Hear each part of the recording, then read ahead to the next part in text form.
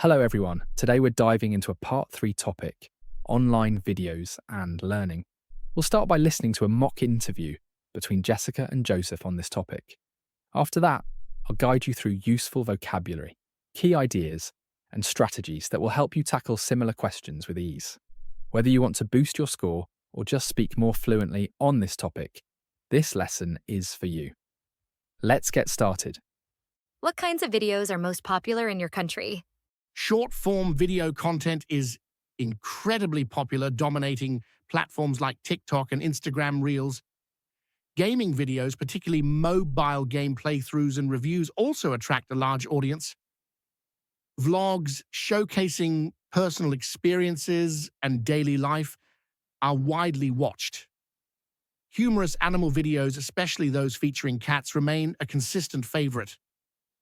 Educational content and tutorials are also gaining popularity, particularly among younger viewers.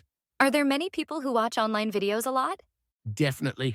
I think it's safe to say a huge proportion of the population watches online videos regularly. It's become such a normal part of daily life, whether it's for entertainment, learning, or just killing time. You see people watching videos on their phones during their commute, at lunch, pretty much everywhere. So yeah, I'd say online video consumption is incredibly widespread.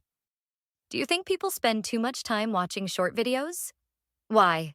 Yeah, I think a lot of people probably do spend too much time watching short videos. It's just so easy to get hooked, like you start scrolling on TikTok or Reels, and before you know it, an hour's gone by. They're designed to be addictive with the constant stream of new content.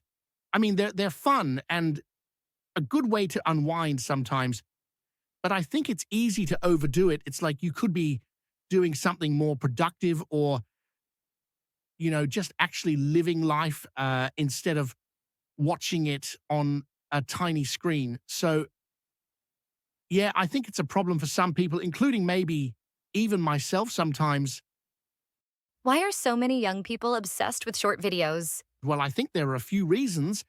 First, they're just super accessible. Everyone's got a phone, and the platforms are designed to be really easy to use. Plus, they're short, right? So you don't have to commit to watching something for a long time. You can just scroll through a bunch of them and find something that grabs your attention. I guess it fits our short attention spans these days. And also, they can be really entertaining. There's so much creative content out there, whether it's funny skits, cool dance moves, or just interesting facts. It's a quick and easy way to get a dose of entertainment. Plus, I think there's a social aspect to it too.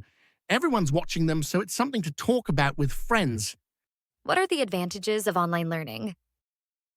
Well, I think the biggest advantage is definitely the flexibility. You can learn pretty much anything, anytime, anywhere, as long as you have an internet connection. That's super convenient, especially if you have a busy schedule or can't attend regular classes. It's also often more affordable than traditional education, and there's a huge variety of courses available, so you can really personalize your learning experience. Plus, you can learn at your own pace, which is great if you need more time to grasp certain concepts. So, yeah, flexibility, affordability, variety, and self-paced learning. Those are the main perks, I think. Do you think online learning will replace face-to-face learning? I don't think online learning will completely replace face-to-face learning, at least not entirely. While online learning is super convenient and flexible, I think there's still a lot of value in traditional classrooms. For example, face-to-face interaction with teachers and classmates is really important for some subjects, especially when you need to discuss ideas or work on projects together. It's easier to ask questions and get immediate feedback in person. Plus, I think the social aspect of being in a classroom environment is something you just can't replicate online. So while online learning is definitely a powerful tool, I think it'll probably continue to complement rather than completely replace traditional education. Maybe a blended approach is the future. Welcome back. Now that we've listened to the mock interview about online videos and learning, let's dive into some key vocabulary and ideas related to this topic. First, we'll start with some essential words for online video trends. Online videos are ubiquitous. That means they're found everywhere in daily life. Instead of saying many people watch videos, you can upgrade your answer with this word. Another strong word is pervasive. It suggests that online videos don't just exist everywhere, they also influence many parts of our lives. If you want to emphasize excess, use rampant. For example, video consumption is rampant highlights that it feels uncontrolled. And finally, mainstream. That tells the examiner that videos aren't just popular anymore. They're a normal, accepted part of culture. Using words like these shows precision and sophistication in your speaking. So those are some advanced words you can use when describing online video trends. But vocabulary alone isn't enough. You also need strong ideas. Let's look at one common question. Why are short videos so popular? Short videos have exploded in popularity, especially on TikTok and Instagram Reels. One reason is that they're bite-sized, short, easy to consume, and perfect for busy lives. They also give instant gratification. In just a few seconds, you can get a laugh, a quick fact, or some entertainment. No waiting. Another factor is the design of these platforms. They're engineered to be addictive. The endless scroll and algorithms keep you hooked, often longer than you planned. And of course, there's the social side. People share short videos constantly, making them a common topic with friends. These are strong points you can use in your answers. Now that we've looked at why short videos are so popular, it's useful to have some ready-made expressions to describe how people watch and interact with them. Let's go over some expressions you can use to talk about video consumption. To speak more fluently, it helps to use a variety of expressions when talking about online video use. Instead of just saying, many people watch videos, you could say video consumption is rampant. This highlights how widespread the activity is. To describe addiction, try people are hooked on short videos. Another option is, these platforms are engineered to be addictive, showing that apps are designed to keep users engaged. Finally, they cater to short attention spans, points out that videos are made to fit quick, easy viewing. Using these expressions will make your answers more precise, varied, and natural. Now let's shift from online videos to the closely related topic of online learning, starting with useful vocabulary. A blended approach combines online study with traditional face-to-face classes. This method is becoming more common around the world.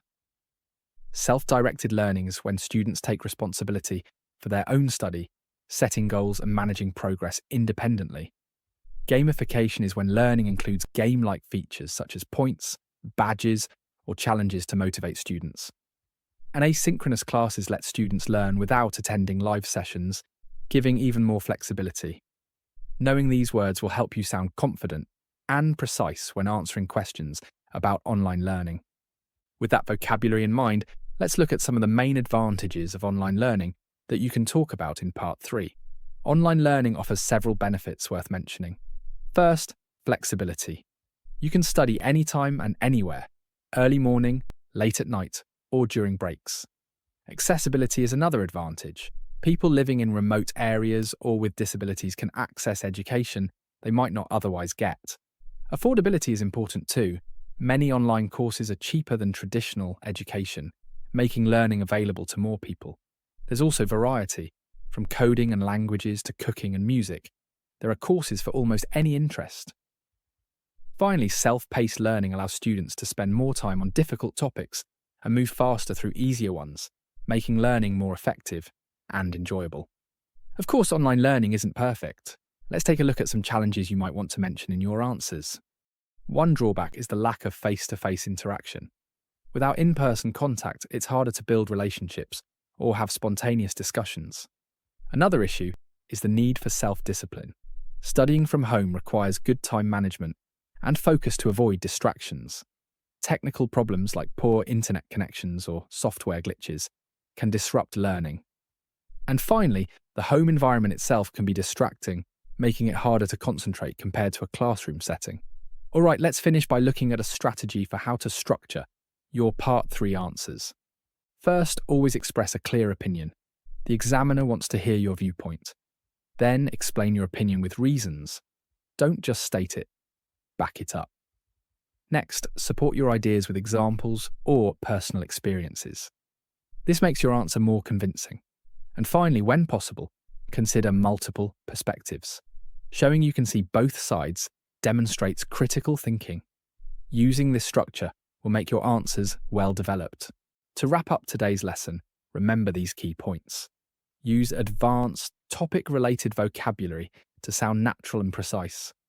Always support your opinions with clear reasons and examples to make your answers convincing. Don't forget to discuss both pros and cons when appropriate, to show balanced thinking. And most importantly, practice regularly. The more you practice, the more confident and fluent you'll become. Thanks so much for watching. Keep practicing and good luck with your IELTS speaking. See you in the next lesson.